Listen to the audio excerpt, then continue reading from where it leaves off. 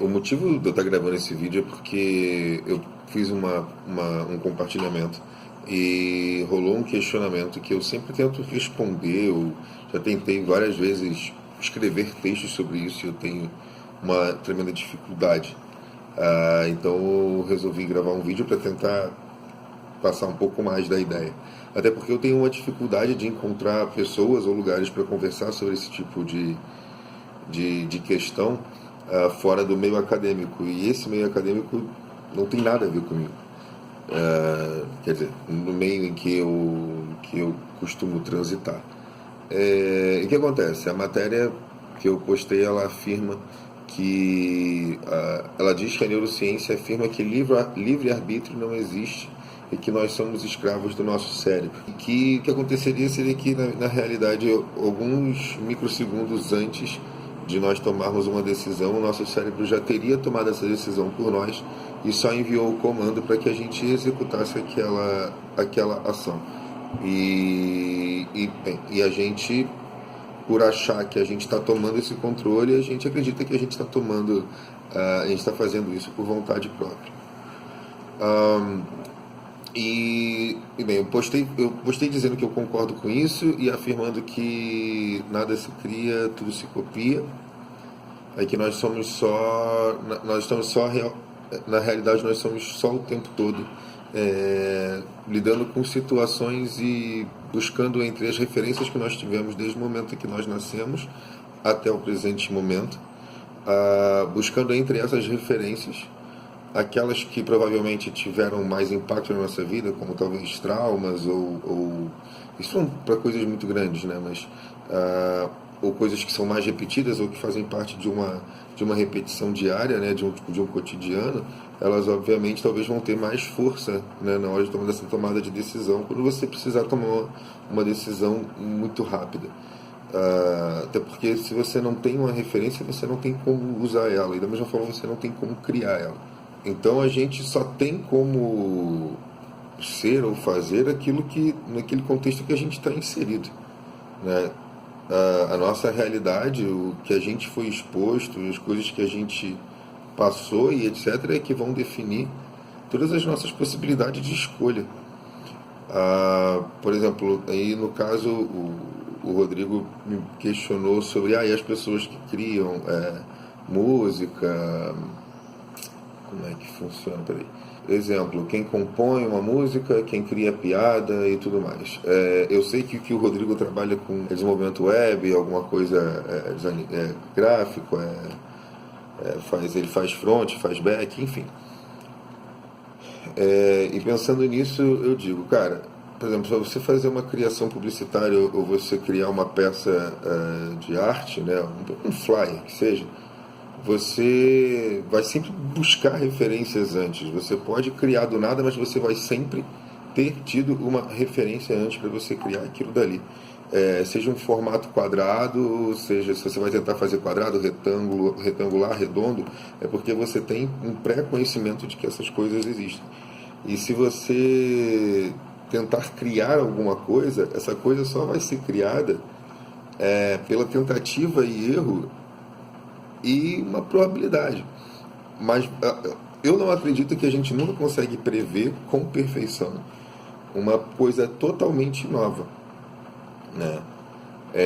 Por exemplo, quando você fala de música, quando você vai fazer um solo, ou você tem uma noção de campo harmônico, você já tem uma noção de onde funcionam as notas, você tem noção do ritmo que você está tendo que seguir, você tem as músicas que você já ouviu repetidas e milhões de vezes, né?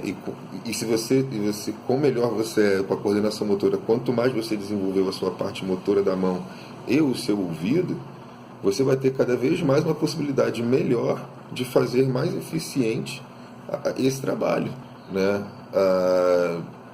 E existe também aquilo que é inegável. Você toca um som, você sabe quando ele é agradável e quando ele é desagradável.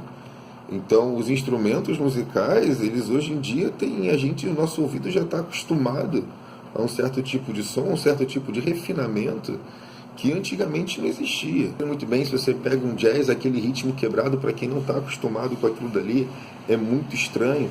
A mesma coisa, alguém que não está acostumado com 150 BPM do funk, ou quem não está acostumado com thrash metal. E quanto mais você recebe essas referências, e como você reage àquilo dali, elas vão ficando cada vez mais claras para você. E toda vez que você agir alguma ação, você vai estar simplesmente buscando essas referências e buscando entre elas aquela que vai te causar, vai ter uma eficiência melhor do que você acredita, ou seja, que vai te trazer um benefício melhor e que te vai poupar energia. E o seu cérebro já te entrega isso de bandeja, tipo, em microsegundos. Você acha que você está, tipo... Só que você teve que analisar entre milhões de possibilidades. Por exemplo, às vezes eu esqueço de uma parada. Eu estou andando daqui até ali, fui buscar um copo d'água, sei lá.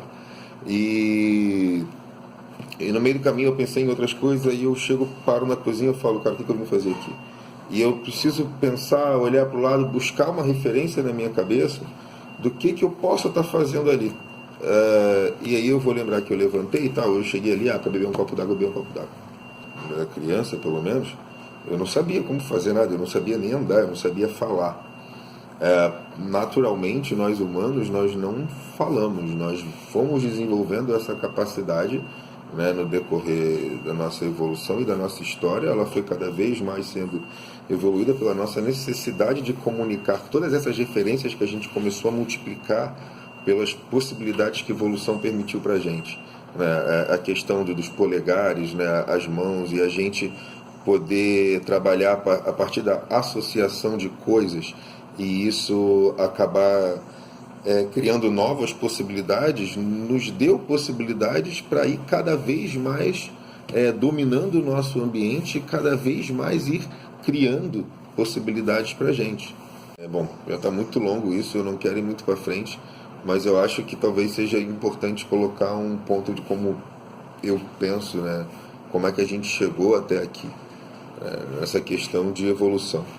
A cada reprodução a gente passa para a gente dados daquilo que a gente escolheu na nossa vida, né? E no momento da reprodução a gente passa ali adiante. Então, numa ninhada de cachorro, né, você tem vários filhotes, e esses vários filhotes, cada um deles possui características misturadas dos seus dois pais, né? E eles vêm com aquilo ali completamente misturado, né? E daquilo dali, se são 10 filhotes, se esses 10 se acasalarem e cada um deles tiverem mais 10 filhotes, essas características vão se misturando exponencialmente, né? E daqui a centenas ou milhares de anos, ou às vezes até menos, você já começa a ter novas raças ou novos padrões. E você começar a misturar e você, com um certo objetivo, você vai conseguir. Você tem diversas raças que são assim, que elas foram criadas com um objetivo próprio, entendeu? A partir do manuseio consciente. E da mesma forma, não foi que foi planejado um cão exatamente com essas características. Você pode até prever, por exemplo, que vai ser você misturar só cães pretos, você entendendo que cães pretos vão gerar somente cães pretos. Então, se você quiser um cão, uma raça, sei lá, majoritariamente preta nessa sua criação, você vai trabalhar somente com cães pretos, por exemplo. Se você quiser um focinho largo, um focinho fino, você quer cães com condicionamento físico, qual condicionamento físico que você quer?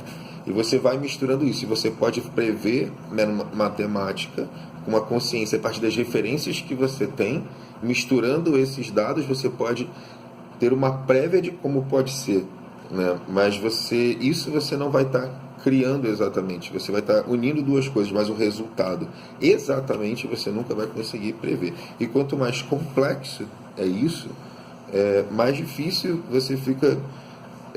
Você consegue prever, por exemplo, o físico é muito mais fácil de prever do que, por exemplo, um temperamento ou como o cérebro daquele animal vai trabalhar nessas misturadas todas, sabe? E, enfim, acho que é só um exemplo para dizer como é que a gente chegou até aqui num processo de milhões de anos, que né, a gente saiu da água, assim, da mesma forma como todos os animais de uma mesma fonte, e eles foram se multiplicando em diversas e milhares de vezes, num período que a gente chama de ano. Isso, cara, né, na selva, enfim, a gente consegue ver, por exemplo, na questão dos insetos e tal, o volume que isso acontece, né? E só que a gente domina, a gente mata, a gente acaba com o habitat, então a gente está colaborando com essa extinção e com essa não proliferação. Até porque os dinossauros chegaram ao tamanho que eles chegaram porque eles não tinham predadores e, ficaram na Terra pelo tempo que eles ficaram. Mas eles não nasceram daquele tamanho, né? Foi uma evolução até eles chegarem àquilo ali. E nós viemos nessa carga que a gente chegou em algum momento em que a gente estava lá na árvore, que a gente subiu na árvore e a gente com comportamento, né, de comunidade, né, como a gente sempre teve, de bando, e a gente com polegares e situações físicas que a gente foi adquirindo, né, se você for pesquisar, né, nossos primatas mesmo, dos primeiros, né, até dos chimpanzés e etc., e como a gente chegou até aqui, até os primeiros que desceram as árvores e começaram a ganhar esse hábito de andar em duas pernas. Então são características físicas e necessidades que foram se passando, que fizeram que a gente começasse a criar diversas possibilidades diferentes. E o que a gente tem hoje na verdade um banco de dados que a gente acessa para poder cumprir as nossas tarefas diárias e, enfim, traçar objetivos, ou seja lá o que for que a vida demanda da gente. Mas se a gente nunca for... enfim, então, antes de mais nada, cada dedo da gente, uma unha, um fio de cabelo, ele vem de um processo, né, de necessidades e de suprindo essas necessidades. Né, os primeiros humanos, quando eles se separaram, eles tinham características muito parecidas e eles conviveram com outras que teriam vivido antes, né, como os neandertais. Só que eu não gosto nem de dizer que foram extintos. Eles, na verdade, a gente foi deixando de lado características que a gente tinha que não eram necessárias para a gente manter ela. Assim como hoje os sisos, entendeu? Outros órgãos que a gente tem que são completamente, às vezes a gente chama de desnecessários, entre aspas, ou mudanças que a gente vem tendo no nosso corpo, que a gente vem mudando o nosso padrão. E as nossas características étnicas nada mais são do que isso. Mas nós vemos todos de uma mesma fonte. Então, aqueles que foram para um deserto, para uma coisa mais árida, com areia fina, né, que voa nos olhos, você tem uma tendência de você ter um olho mais apertado. Aqueles que, numa savana, numa questão de um sol muito quente em cima e tal, você tem uma pele mais escura. Aqueles que se privam do sol, eles têm uma pele muito mais clara. E é simplesmente isso. As nossas características físicas nada mais são do que experiências que vão sendo feitas e adaptações dessas cargas genéticas que a gente vai passando para frente e das adaptações. E a gente se comporta da mesma forma no nosso dia a dia. É tudo na base da tentativa e do erro. A gente nunca está exatamente criando nada. Se eu estou gravando esse vídeo é porque eu sei que eu posso gravar esse vídeo, porque eu tenho material em casa e porque eu tenho referências para fazer isso. Às vezes você passa por uma situação a sua vida inteira e você pode ter uma solução do seu lado. É uma coisa besta, sei lá, sua televisão ela está sempre com chuvisco e você não sabe que você pode botar Bombril, sendo que você usa Bombril o tempo todo. Você está sempre lixando peças, né, e polindo coisas e limpando louça com Bombril. Você nunca soube que você poderia colocar ali na sua antena, porque você não entende dessas coisas. Aí um dia você, era tão óbvio. Entende? Enfim, e isso na música, você teste, você quando vai tirar uma música, quando você vai compor uma música, você vai testando. Se você vai, como foi na pergunta, né, do Rodrigo, é uma piada. Eu já ri da piada antes de eu tentar contar ela. E muitas das vezes a piada acontece na minha associação, alguém tropeçou e eu ri, eu falei, caralho. E eu sei que eu posso transformar isso numa piada, porque eu já vi pessoas transformando isso numa piada, né? E se eu rir, por que eu não posso tentar transformar isso? Como é que eu vou transformar? Se eu faço stand-up, eu vou contar uma piada. Talvez se eu tenho um personagem, eu vou criar uma sketch, né? Se eu estou escrevendo uma história, pode ser que eu bote isso num personagem. Cara, tá longo demais, mas